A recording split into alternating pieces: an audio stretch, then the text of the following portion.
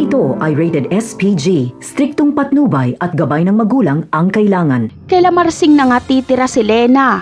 Makikita ni Lena na kada pagdadating nila Marsing galing palengke ay nagbibilang ito ng maraming pera. At kapag nagtatanong siya kung ano ang negosyo nila Marsing ay hindi siya nito sinasagot ng maayos. Kaya mag-iimbestiga si Lena.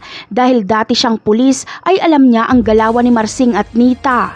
Sa pag-alis nila Marsing ay papasukin ni Lena ang kwarto nila Marsing at doon niya matutuklasan na droga ang negosyo ng mag-asawa.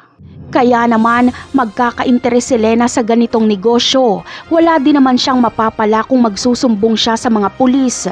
Kaya kakausapin niya sila Marsing para makapagbenta na rin siya ng vitamins na may lamang droga. Kailangan kasi ni Lenang kumita ng malaki dahil hindi na siya aasa kay Rigor. Sa palengke pepwesto si Lena. Magiging empleyado siya nila Marsing.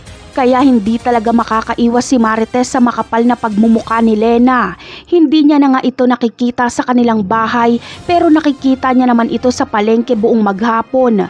Magkatabi pa ang kanilang pwesto.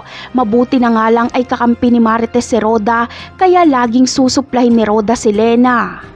Sa ibang eksena naman ay tila paghahatian nga ni Tanggol at David ang mga ari-arian ng mga kabalyero. Kay David mapupunta ang mga dokumentadong ari-arian at kay Tanggol naman mapupunta ang mga sekretong ari-arian ni Senyor Pakundo.